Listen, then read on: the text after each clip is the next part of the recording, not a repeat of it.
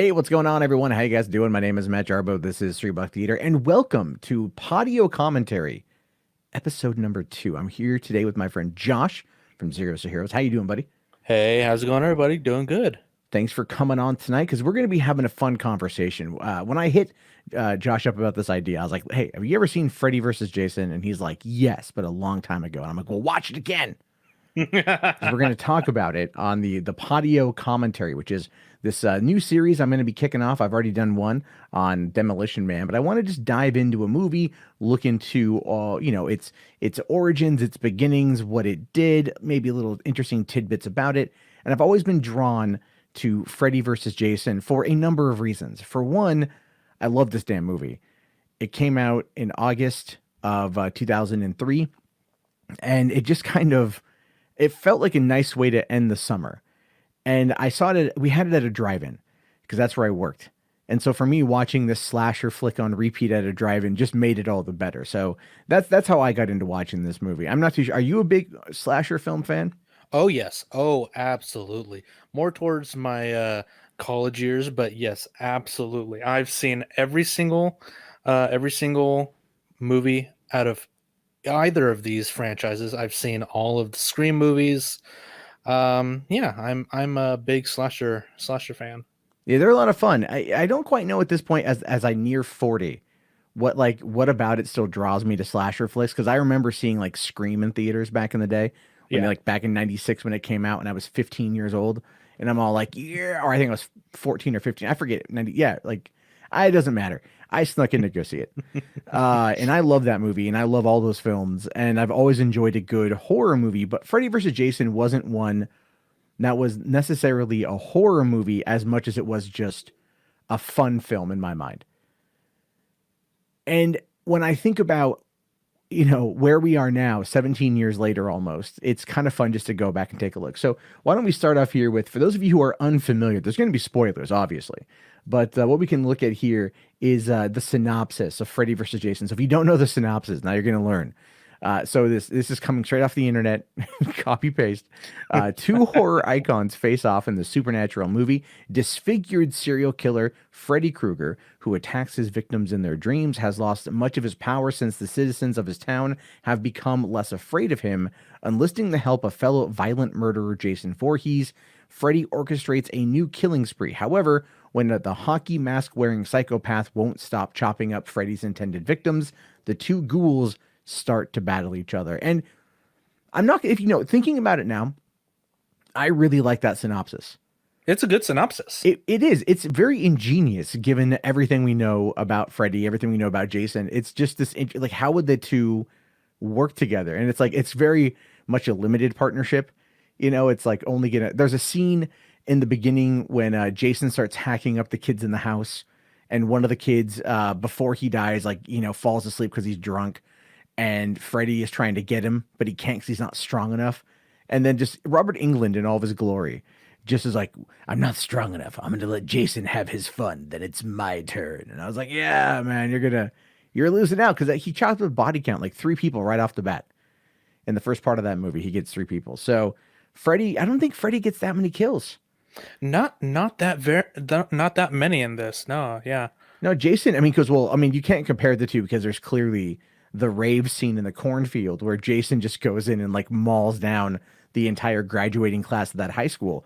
So obviously there's that. But so let's take a look here at the next slide. So this is some information just about the movie in general. Came out August 13th, 2003. August 13th is not that weekend specifically is like the last weekend of summer. It always is. You have maybe like one big movie the first week of August. The second week they might put out something to kind of hold things over. But really from there to Labor Day, it starts to die down because kids are going back to school. They're going on trips or getting ready. College kids are going back. So this was a last hurrah for summer, and it actually worked out real well. They don't talk about this in any of the trivia that I was looking up for this movie, but this is true. Only 2 movies in 2003 were number 1 for more than 2 weeks, right? And that was, Really? yeah, Finding Nemo, which makes a lot of sense.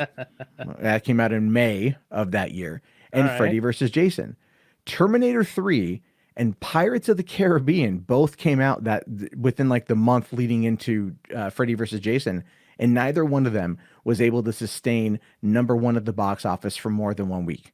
Wow. But yeah, Freddy versus Jason somehow came in and still only pulled in 116 million worldwide off of a $30 million budget.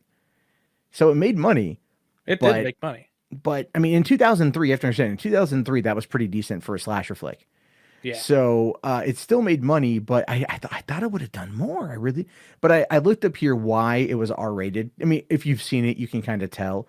But for all the parents out there that never bothered to go and look, it's R-rated for pervasive, strong horror, violence, gore, gruesome images, sexuality, drug usage, and language. Shocker! My God, a horror movie with boobs and death and swearing and shit.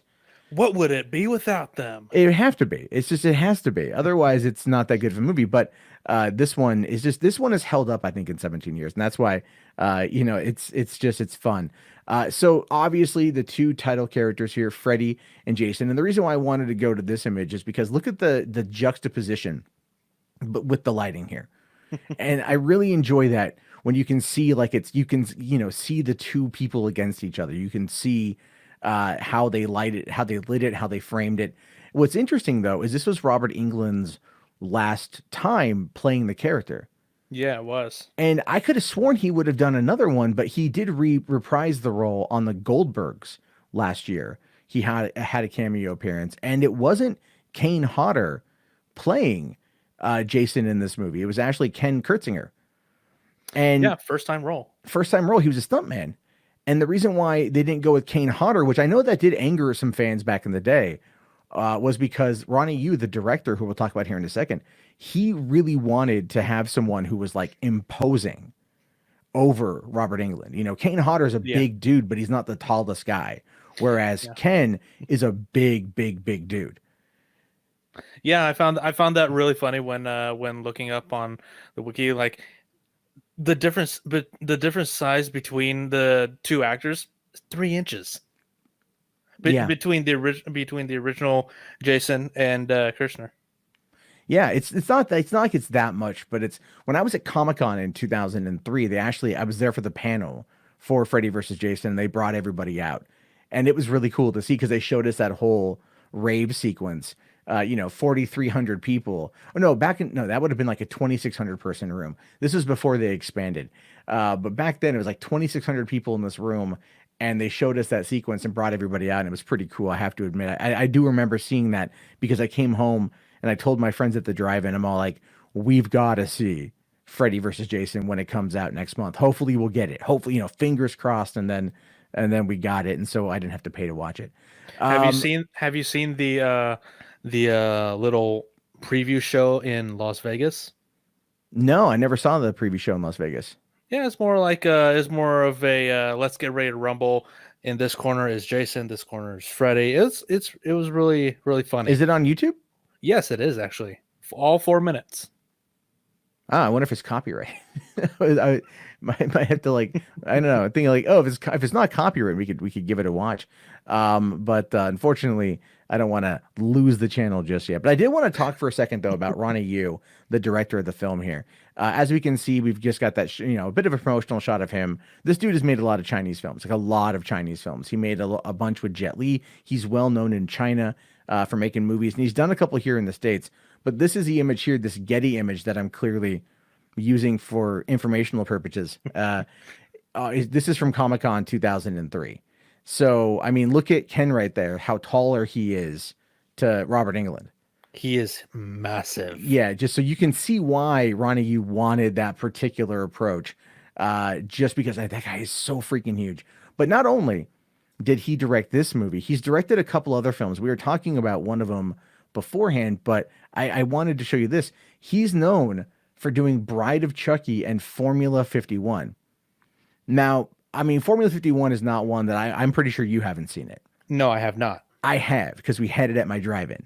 So it's basically a movie where Sam Jackson plays a chemist who likes to wear kilts and has golf clubs, and he's trying to make this Formula 51's this new synthetic drug, and Robert Carlyle's like, this like low level mobster that like his chaperone around London, and like Meatloaf's the bad guy. It's a weird movie, but it's a fun movie.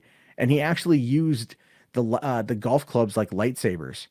In the Really? yeah, he actually says, he's like, oh yeah, because they'd come off of doing Attack of the Clones when they were doing this movie, and so he was treating the golf clubs like lightsabers, so that's why he got some pretty good use out of that one. And of course, Bride of Chucky is that's a fun movie. Oh, it's great. And so, I mean, at least, and then you were telling me about Warriors of Virtue, which is, this weird kind of Ninja Turtles Kung Fu knockoff thing with kangaroos. With kangaroos. So, I mean, Ronny, you got to give the guy credit. He's been up there he's up there in years. He's like in his 70s now, hasn't done anything in a long time, but he's done some iconic American films. Not necessarily great, but definitely iconic. Very much so. Yes. And so, but then not only that, we have the writers here, Damian, Shannon, and Mark Swift. Now, one of the reasons why I wanted to do this Podio commentary is that I've actually been talking to these guys on Twitter. They're very open. They're very interesting to talk to, and they post a lot of information. So these guys are the ones who came in to work on writing this, and they've done a few things since then. Nothing that's gotten, like, not a lot that's gotten made.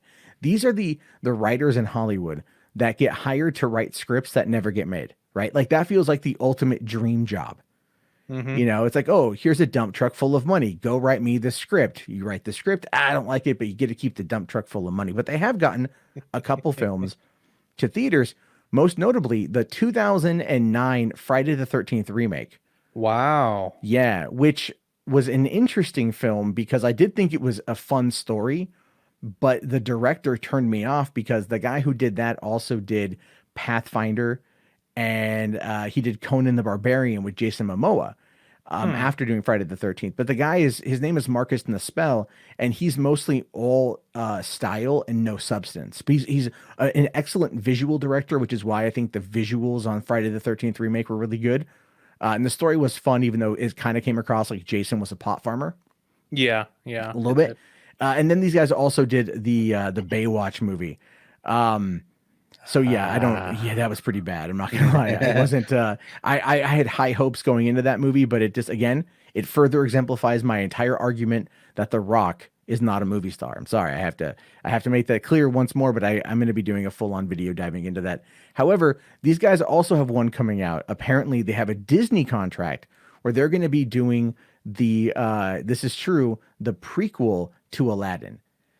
Excuse me? Yeah, I'm not making that up. It's a prequel to Aladdin called Genies or Genie or something. Yes. Disney wants to, yes, that is so true. And when there's more information, we'll talk about that. But for right now, they are currently working on a prequel to Aladdin called Genie. And so I'm hoping to get them on the show to talk to them. I'm hoping to get them to come on in to talk all Friday the 13th and all Freddy versus Jason, and then to prime for details around Genies. Just because even I'm like, wait, with Disney, is there no depths you won't sink to? Apparently not. No. But not only that, so the movie, so we know the writer, we know the director. It was produced by Sean S. Cunningham, who directed and produced the original film. Yeah. And I have to say, I love the fact that he was involved with it, because I feel that did give, like, I don't know if he was a hands-on producer, but he definitely was the kind of producer, like, he'd been trying to get this made for a while. And we'll definitely talk about that, because there's a whole interesting little backstory with that. But I give the guy credit for waiting it out to get this movie made. Oh, he started way back in like 73 or something like that. Yeah, it gives the crossover movie just that bit more of authenticity. It really does. And I think when you have these kind of crossovers, it definitely adds that. It's like a year after this movie came out is when we got Alien versus Predator. A year later, August of 2004 was when that movie came out. So it's kind of weird that they were doing these. There was, talks of the Versus film back in the day, with doing these kind of films. But this one just kind of, it didn't feel like it didn't belong together. Even though AVP has got comics and video games, this one worked well. And I think Sean waited a bit for that one. But here's where we get into the weirder side of things. And this is what intrigues me the most about the entirety of this franchise. Now, this is Jeff Katz, the New Line executive, who helped bring this movie together in the form that it was. Now he came on to New Line. He's got a whole backstory where like he apparently grew up next to Sam Raimi. He's like his family was friends with Raimi's family. So he's always wanted to work for New Line, work in horror, and he ended up getting this, working his way up to being a young executive who could bring it together. Now, he also, after doing Freddy versus Jason, he went on to go produce and exec X-Men Origins Wolverine and also Snakes on a Plane. Let's just talk about Snakes on the Plane. Yeah, well, I love Snakes on a Plane. Like I irrevocably love that movie. I don't apologize for loving that movie, and I need to watch X-Men Origins Wolverine again. It's been a while. Is that a really terrible Ryan Reynolds shot on that trailer? It looks like that is. Wow, that looks like, is that a stunt double? Or is that just Reynolds having a really bad day? Anyway, Jeff Katz is interesting to the story because he wanted to find a way to continue this franchise. And to an extent, he did.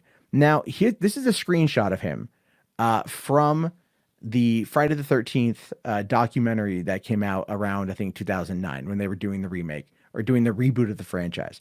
Now, look at what it says right there. Jeff Katz, writer, Freddy versus Jason versus Ash. And you even can see it behind it, right? The number 3 comic headline. Now, I've done a whole video on this as well, which I'll showcase here in a second.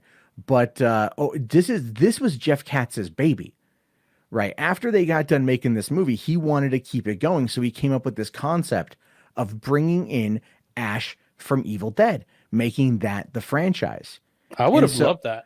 Oh, dude, as far as I know, everyone I've ever talked to about this project who's ever read the comic books, because there's 2 graphic novels, there's 2 comic runs now. They did Freddy versus Jason versus Ash, and then they did a sequel. And it's a fun concept, right? So more or less, everyone I've ever talked to about this has always been on board. They've always wanted to see it. They've always wanted to, to see what could happen. When this comic line came out, my buddy at the drive-in and I would literally wait. We were excited to read each issue because there were 6 issues. So we were like waiting each month for a new issue to come out, and then we'd read it, and then we would totally just go through it and like, oh my God, this was so cool. Fans liked it. When I talked to the writers of Freddy vs. Jason and I asked them about this one, they had said Jeff Katz was the only one who wanted it. He was the only one who wanted it. Nobody else wanted to do it. Sam Raimi didn't want to do it. New Line didn't want to do it. Bruce Campbell didn't want to do it. And here's the deal. I saw Jeff Katz at a panel in LA Universal Studios back in, I want to say June 2012. And he brought this up, just randomly brought it up. Now, no one in this room of potential quote unquote writers knew what the hell he was talking about. But me being the dumbass idiot nerd in the back, I'm like, I know exactly what you're talking about. and I've read it and I loved it. And he came off and he told a story about how he hates Bruce Campbell. Oh, he really? hates Bruce Campbell. All I got out of him, and this is a video I did on it too. So if you want to get more about this is the thumbnail of the what the hell, what WTF happened, Freddy versus Jason versus Ash. I did this a little over a year ago. And all he said in that was just that, like, basically the deal fell through, but Bruce Campbell really didn't want to do it.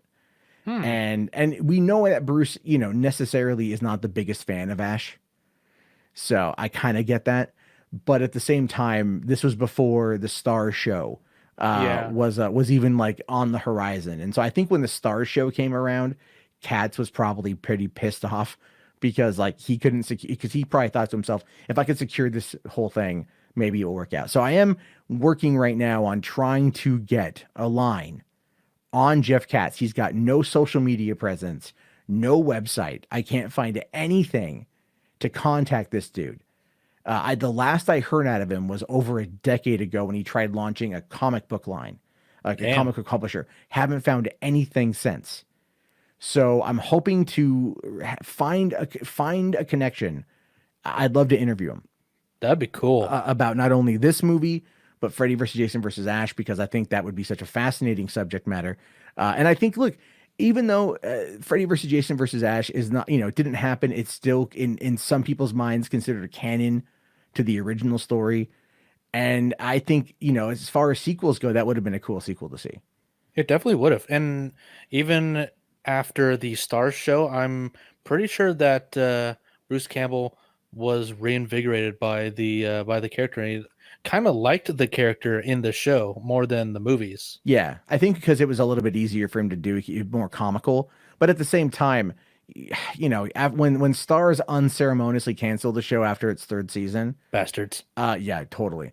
You could tell that he was kind of done. Although I am wondering now if there's people still ask him about it, and I've heard like a comment about a potential Ash reboot. And of course, look, if that happens, you will be able to tune into this channel and listen to me orgasm live. That will happen. It's just going to be nothing but buckets and buckets of cum. Anyway, make sure the camera's not on. Well, that's that's a different story. So yeah, we might do that. So anyway, so this is, I wanted to go through the cast really quick to give them a little bit of play. This is Monica Keena. She played Lori Campbell, the main character. And I got to give her credit. I liked seeing her back in the day. She was kind of in a few movies back in the day, and then she kind of dropped off the map for a while. But this was, I think, kind of her like titular role. And I say that because this movie emphasized her boobs a lot. A lot. Like in this shot right here specifically, before we see her throw the torches on the gas on the dock to kill Freddy and Jason, there is this slow-mo shot of her and she's running and it's like it's bouncing, and it's there. And so I kind of cracked up with that one a little bit, but I always liked her. Especially she was on the show called Undeclared. Ooh. Did you ever see that one? I've seen trailers. It looked interesting. I think the whole first season, for a while, it was on Netflix. It might be on Hulu. Look it up. It's Judd Apatow, Paul Feig. I think Paul Feig even, before Ghostbusters, all that crap. But she was on there with Jay Baruchel and Seth Rogen and Charlie Hunnam, and like Jax from Sons of Anarchy. Yeah. The main guy. So like this was a show, like a comedy show about a bunch of undeclared college freshmen all cohabitating with each other. And, she was the neurotic one. So it was pretty funny. I recommend it. It only had one season. This is back in the days of Fox when they canceled everything. Like, oh, one woman in Iowa didn't like it, cancel it. They, that was true back then. So we have her in the movie. We also have got Jason Ritter, John Ritter's son. Yeah. He's been in a few things since then. This is one of his first roles.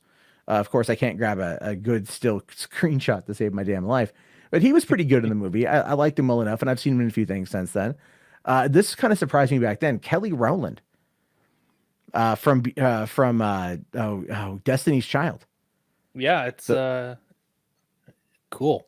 Well, I mean, her being in this movie, like this is her, I think, trying to break away from Beyonce at the time, and I'm like, you're going to be like, your big screen debut is in this movie where like right before you die, Robert Englund just looks at you and goes, "Ooh, dark meat," and it's like, "Ooh, that's a line." He said that in the movie.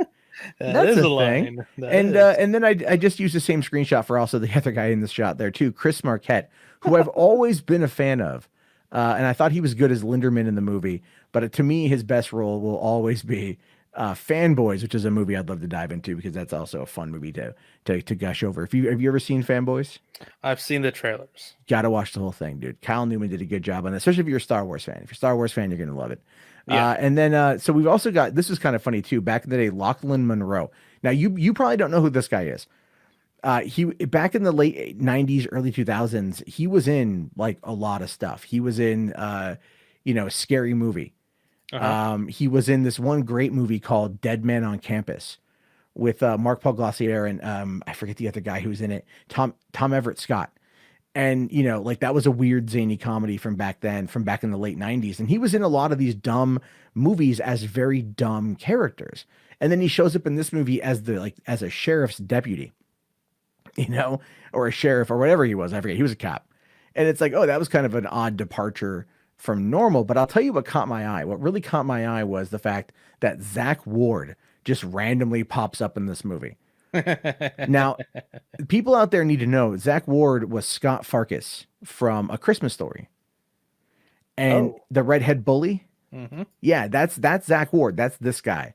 And when I lived in LA, we had mutual friends. And so Zach and I have gone drinking before. Oh, nice. And he's a very cool dude, very good guy, and he definitely loves doing these kind of, these kind of dumb movies and whatnot. But he pops up randomly in this movie, which just kind of struck me as odd. But it's always kind of been iconic and memorable in my mind on it. So I've always been kind of happy to showcase that one. Now I do want to talk here about the development of the film. This is coming straight from the Wikipedia page, because this goes to show you what it took to get this movie made, right? So it says here, influenced by fan desire for a crossover film with a fight between Freddy and Jason, New Line and Paramount tried to make it back in 1987, but could not agree on a story. When Friday the 13th Part 8, Jason Takes Manhattan, failed at the box office, Sean Cunningham wanted to reacquire the rights to Friday on 13th and begin working with New Line on Freddy vs. Jason, because New Line owned Nightmare on Elm Street. Now, Paramount and New Line wanted the license to other characters so they could control the crossover film. Of course they would, because this is studios. This is how they operate. Of course. Negotiations on the project collapsed, and Paramount made Jason Takes Manhattan. After Friday the 13th Part 8 was released in 1989, the rights reverted to three of the producers, who then sold those rights to New Line. So that is how New Line got the rights. And that's interesting. It's like, that goes to show you how this whole thing plays out in Hollywood, right? Like they can easily like get all the rights and then just, sell them off to whomever. Now, before Cunningham could begin working on Freddy vs. Jason, Wes Craven returned to New Line to make New Nightmare. This put Freddy vs. Jason on hold, but allowed Cunningham to bring Jason back with Jason Goes to Hell, the final Friday. The ninth installment turned a healthy profit.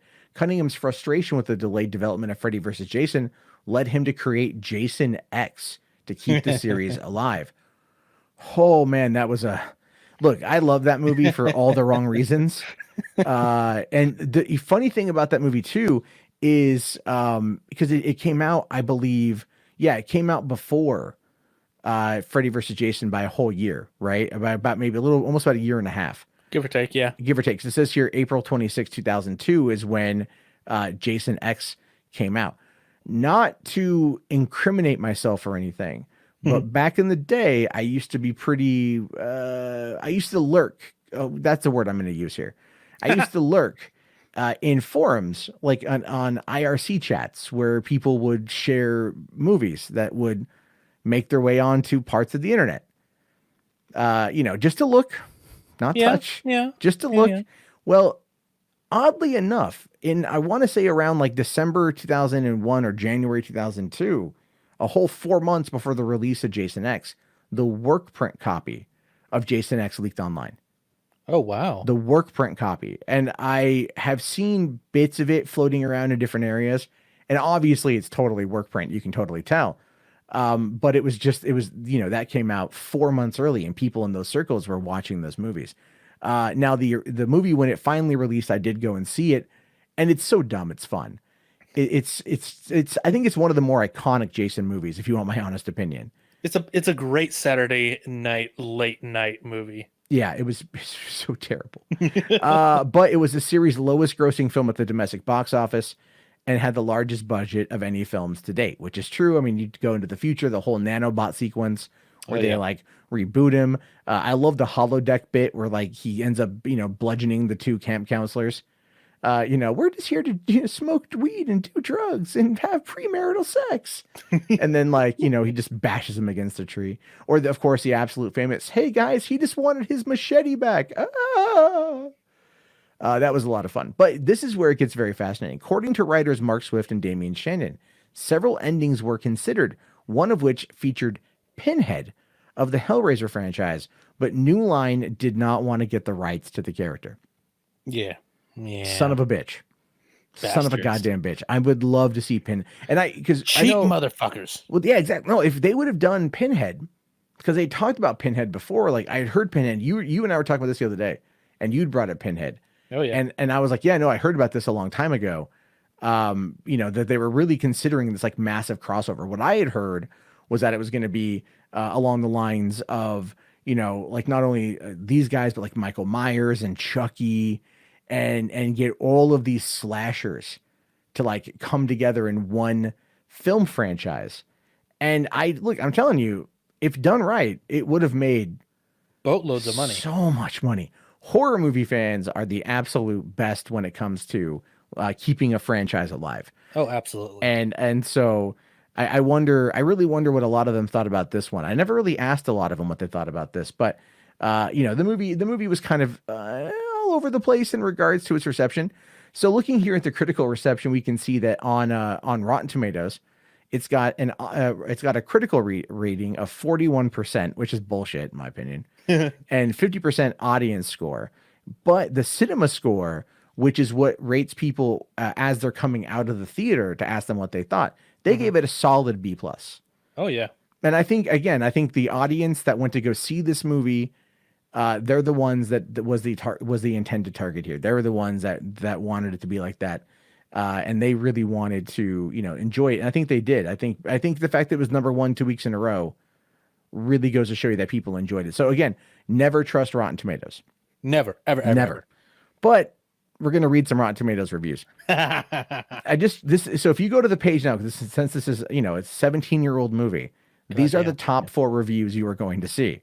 Brian Thompson from the Chicago Reader says, director Ronny Yu loses energy when it shifts to the dumb teen protagonists, and the script faithfully wallows in cliches so ridiculous they border on scary movie territory. And, I'm wondering about that because Scary Movie, did come out in 2000 and in 2001.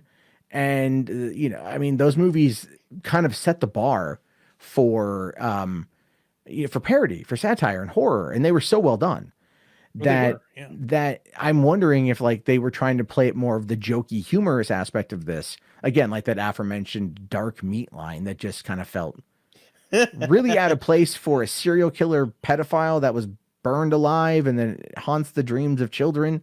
I mean, he was a womanizer, so yeah, you know what I mean. Hey, listen, kudos to Freddy Kreuger for being a pedophile but not being a racist. That's a good thing. We're gonna go with that.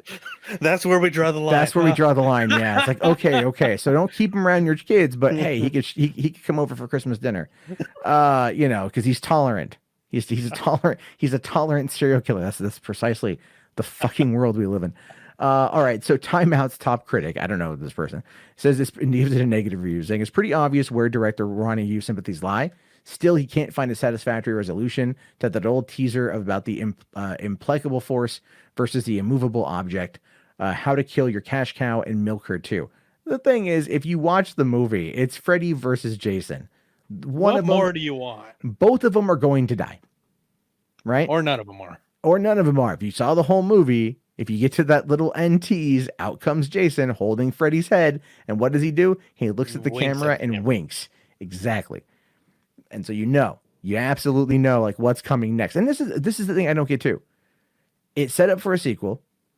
It made $116 million on a $30 million budget. It was number 1 2 weeks in a row. Fuck critical reception. Audiences liked it. Audiences responded to it. The same summer of Pirates of the Caribbean and Terminator Terminator 3, Rise of the Machines. Obviously bigger movies, bigger franchises. This one still did well. But not everyone hated it. Sasha Molitz, I don't know, from Sydney Morning Herald, she says, it may not be an all-time classic, but it's better than a poke in the eye with a sharp blade and finger. It's an all-time classic. If we're talking about it 17 years later, it's an all-time classic. Oh, hell yeah. And then Tom Long here says, it's bloody, loud, gratuitous. It's ridiculous. Sweet. Yeah, I think that's a pretty fair reception in my mind to call it. But not only that, so I wanted to look at some of the weirder elements of this, and I came across this. This is what I called it, just WTF. The Freddy versus Jason New Line Cinema mass market paperback that was released July 29th, 2003, a solid 2 weeks before the movie came out. And I never knew this existed until today. Well, I mean, there's clearly movies that, they still do it now, the novelization, right? And even when I was a kid, when I was 12, True Lies came out back in 94, right? Mm-hmm. And I really wanted to see the movie. My mom was like, too violent. You can't see it, it's too violent. But we were going camping for the week and we're out getting supplies and we're looking down the book aisle and I found the novelization. And I said, hey, Mom, how about this? We're going to be gone for a week and a half. Why don't we both read the book? And if you like the book, take me to see the movie. And she's like, deal. Here's the thing. She loved the book. Still didn't take me to see the movie. I'm not going to forget that, old woman. We're living in a pandemic. No, I'm kidding. I love my mom. But this is great. So this is what it says here. This book, as with many other novelizations Black Flame was published on New Line, it follows closely the plot of the film with a few alterations. For example, the novelization utilizes the original ending where Will turns into Freddy when he is about to have sex with Laurie. So that's a new revelation. Huh. That Jason Ritter was like, he turned into the new Freddy as he's getting ready to bang Laurie. Interesting. Well, let's find out what some people have to say about this themselves. And I came across this review here from a guy named Stephen K, who reviewed it in October of 2003. So this is, again, long review, but this is what he says. He says, is the book better than the movie? In a word, no. Because how could it be? You're not going to get the performance of Robert Englund. But anyway, with a different ending than the movie, and what would have been an extended scene at the beginning of the film, Welcome to Camp Crystal Lake, Mrs. Skinny Dipper. So that's clearly cliche and troped. You learn a good bit about Freddy's trial and murder, about his mother, and the link between Freddy and Weston Hills. The author did rush through the book, though. You often read through many misspelled words like whatever or whatever. But you can blame all of it on editing. He stayed true to the movie/screenplay, not missing a beat. It's all still here and not horribly butchered up like some movie tie-ins. But if you're a fan of either series and enjoy reading, sure, pick up a copy. It proves to be fun, but not as much fun as the movie, of course. And well, yeah, you're not going to be able to get that. Like you're just not going to be able to get that at all. But I just thought that was kind of funny where it's like, yeah, I mean, it's a good read. It's a good, fun read. But guess how much that costs right now? You can buy it for either, I think it's like $10 or $30. What about $20? Yeah, I don't know. I don't know why it's like $30 for a paperback of a critically panned slasher film team up movie from 2003. But here we are. There it is. That's the world we live in. So yeah, I have to say it's funny when I think about Freddy versus Jason, and I was watching through bits of it again tonight while I was putting together all this stuff. I really do enjoy the movie. It set, I think, a standard for team ups in regards to horror movies. I think it set, it kind of set the bar for 2003 at least. Yeah, it's definitely one of my favorite team up movies. And the fact that it came in from the director of Bride of Chucky. And I know, and the reason, and I say that as a good thing, because Bride of Chucky I saw back in back in 98, I think, when it came out. And it was a fun movie back then. And again, at this point now, it's still relatively iconic. Yeah. You know, I mean, even Jennifer Tilly is posting photos of her with her doll from that movie. Just the other day on Instagram. Wow, really? Yeah, she's like, oh, just enjoying the quarantine, and it's Jennifer Tilly sitting outside at the pool with the doll. Nice. Also in the similar like kimono robe that she's in. So it's like Jennifer Tilly has played up that role since then. Obviously with Seed of Chucky and Cult of Chucky and everything else, and that should be another franchise we dive into. Holy crap! But like, you know, because those movies are fun, terrible, but they're fun. Mm-hmm. And so, you know, again, Ronny, you brought that to us. He gave us this one. He gave us Formula 51, which is, I think, again, a better movie than people made it out to be. And it's kind of cool to think back that over a decade and a half ago, we got this and we haven't gotten anything since then. And the reboot of Nightmare on Elm Street in 2010 didn't do well. No, it really didn't. Even with Jackie Earle Haley as Freddy Kreuger, which was coming off of Watchmen, a real solid choice. A lot of people liked it. Yeah, it wasn't completely terrible, but it was just, I guess, probably just mismarketed, maybe. Yeah, it was. It wasn't the best thing I'd seen in the world either. But then also they did the reboot, the one we'd mentioned earlier, the Friday the 13th from 2009. Mm-hmm. And my biggest problem with that was, again, you know, it was a lot of style over substance. It was a fun movie. It was an enjoyable movie. There you get to see Willa Ford's boobs, and I'm just pointing that out as being like that's a positive. Any boobs in horror movies, but is a positive. It's not only that you get to see this like pop singer from like back in the day. It's how you see them, which is like she's swimming underneath like this dock, and Jason, like, and this is like still like in broad daylight, Jason rams this like, rod or pole into her head and the knife maybe, and he pulls her up out of the water. So she's dead. And then like the boobs are hanging out, and it Yeah. just it was just a very weird thing. But I have a feeling my coworker at the time stole those frames from that print. That's a common thing. But anyway, speaking of some of the trivia of this film, so in the beginning of it, you had Catherine Isabel, who played Gigi, the girl that's like, kind of the drunk stoner type that was like having sex with the boyfriend who dies first. Yeah. And there's a shot of her nude in the shower. And apparently, I didn't know this at the time. They had gotten into a huge fight. Ronny, you and her had gotten into a huge fight because she was told, there's not going to be any nudity, and then he was trying to pressure her to get naked. So she fought him on it, and they ultimately went and ended up getting a body double for her. So, and I'm not against body doubles in those kind of scenes. Not everybody wants to get naked. Not everybody wants to be in that position, and I totally don't. I totally don't blame them on that at all. So that's kind of a funny thing. I think looking at some of the, the history of this one, I'm trying to look through here at some of the other things. No, it's not really much else that's gone on with it. It's still just a fun film. So if you haven't seen it, and this kind of got you thinking about it, you can find it for pretty cheap.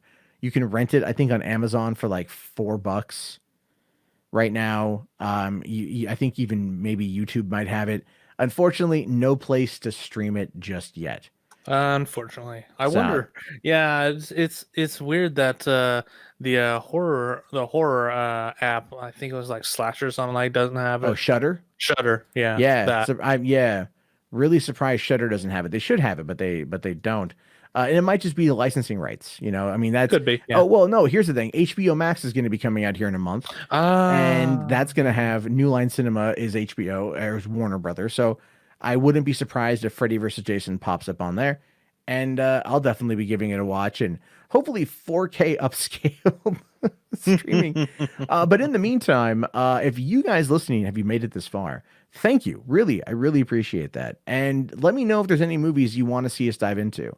Let us know what you think about this. If you like this kind of commentary, I mean, we've been talking about, over 40 minutes. Yeah. And I think it's been a good conversation. Josh, where can people find you?